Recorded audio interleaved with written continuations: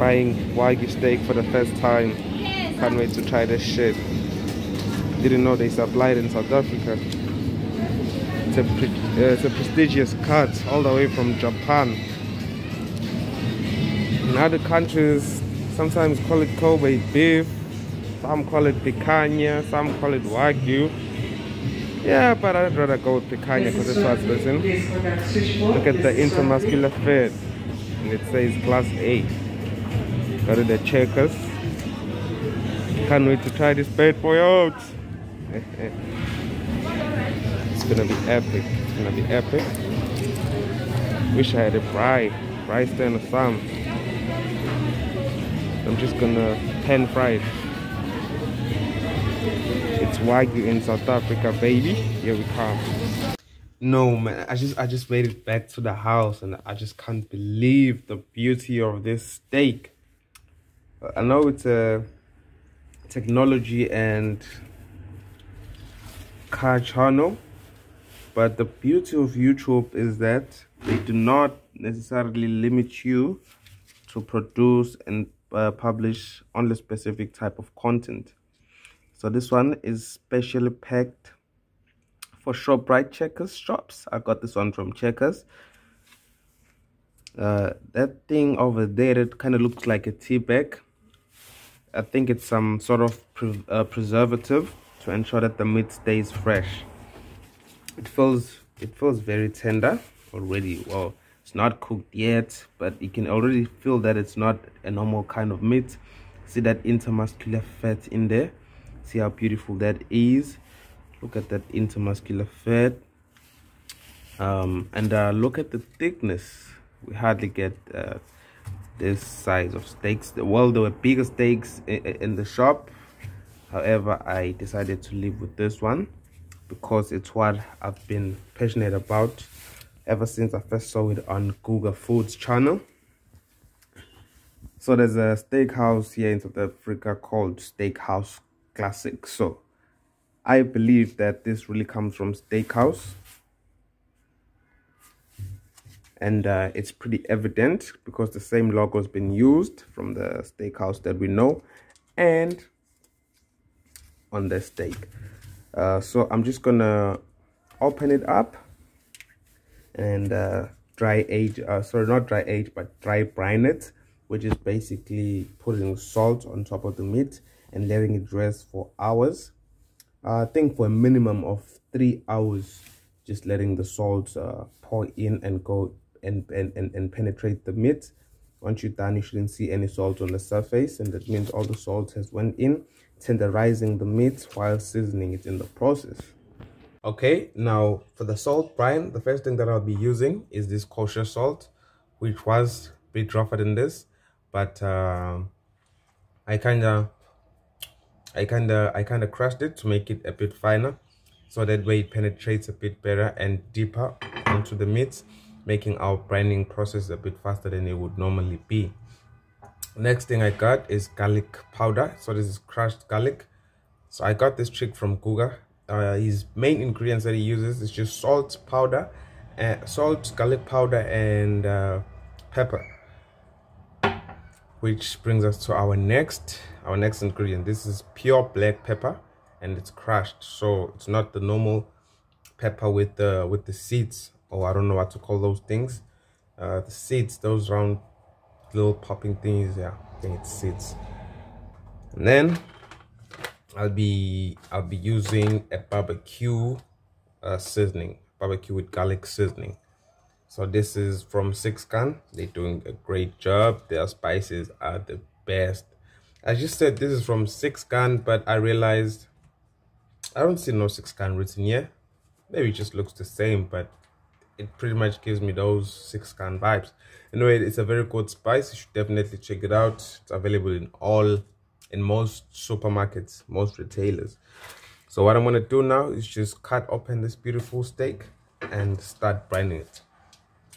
Because I've never cooked such a prestigious steak before, I'm not gonna cook the whole thing because I'm not quite confident with the results that might come, because I've never cooked such a steak before.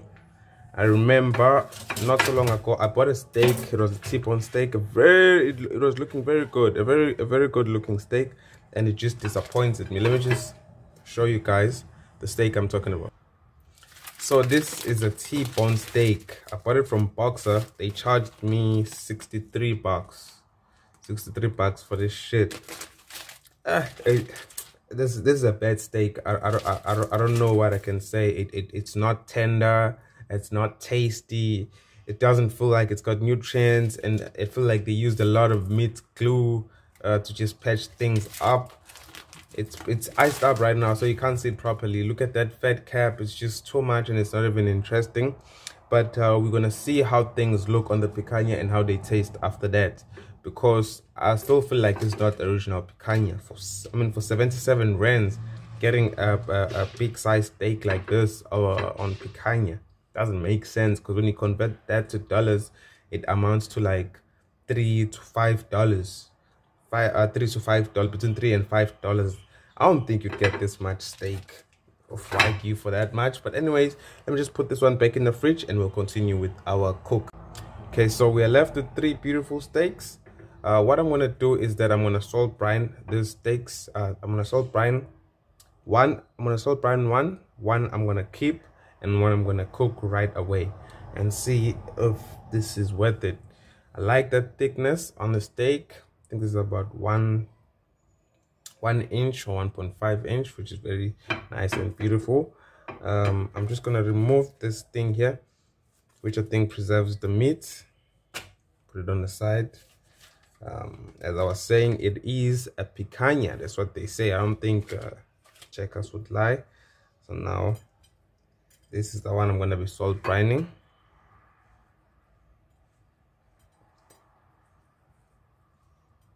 And this is the one I'll be cooking, and this is the one I'll be saving. So they both need a bit of salt,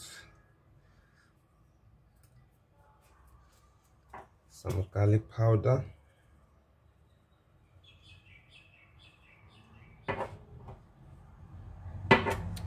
and some pepper. I'm running out of pepper. Look how beautiful they look. Pretty much do the same thing. Salt. Remember this one, we salt brining this one. I don't know why I made a mistake by putting the extra seasoning and stuff like that, but this one I'm gonna leave it like this. And let's focus on this one that we're gonna cook now. Give it some salt. Give it on the sides too.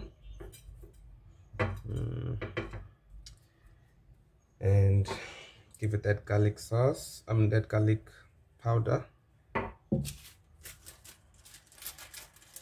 Give it that pepper, and we're gonna be using our barbecue spice on this one, because we're not brining this one. We're just trying it out like this. Remember, don't go crazy with the seasoning on these expensive cuts. That's what big time chefs always say. And who am I not to listen to people like Guga, chefs like Guga? I look up to Guga. I'm not a chef at all, but I just thought I should show you a nice way to make a steak that I saw and liked. So I'm just gonna go and cook this one. I wanna have it at medium rare and test it and taste it and see how it tastes. But at the moment, we're just gonna go on over to the kitchen real quick and have a taste. And try this one out. Try cooking this one and get a taste and see if this purchase was actually worth it. It looks so beautiful. It's so tender. Look at that. I mean, look at that. And it's looking so beautiful. Look at that. Look at that. Ever seen such a thick steak in South Africa? You hardly. So we're gonna leave this other one to salt brine, and the other one's gonna be pan fried in just a second. Let's get it pan fried.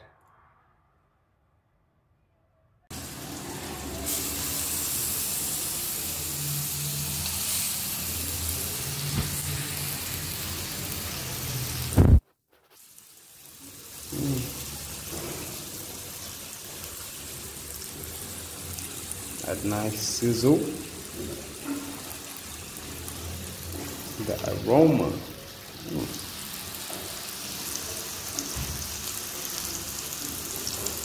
You want a medium rare. Medium rare, yeah.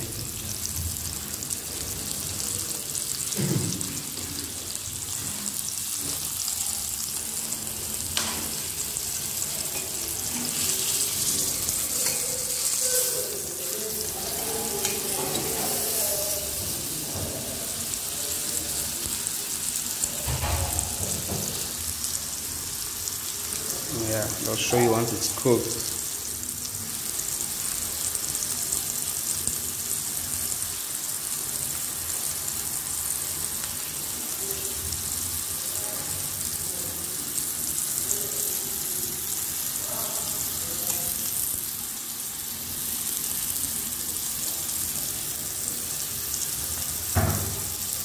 This is the one with the 6-gun, salt, pepper, and garlic powder.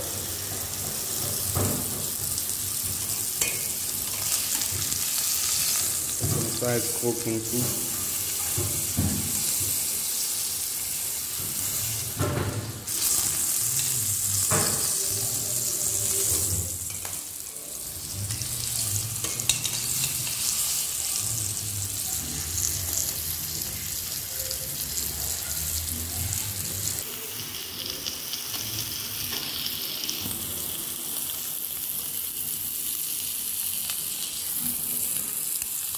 Making that nice crunching sound. So you know it's cooking good. Side too.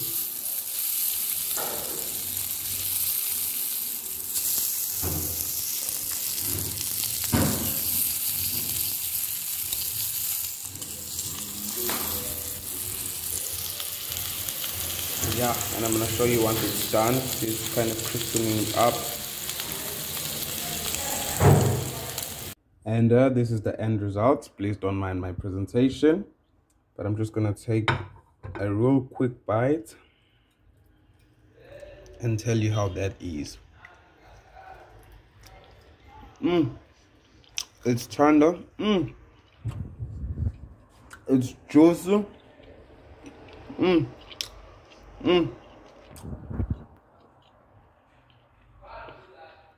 Let's try with the sauce.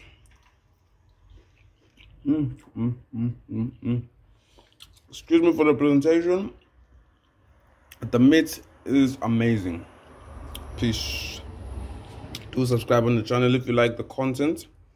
Like the video, of course, if you liked it. If you like picanha, like the video.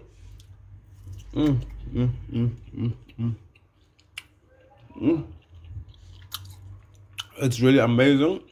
It's really amazing. And this is a nice medium rare that I'm eating. Look at the juice.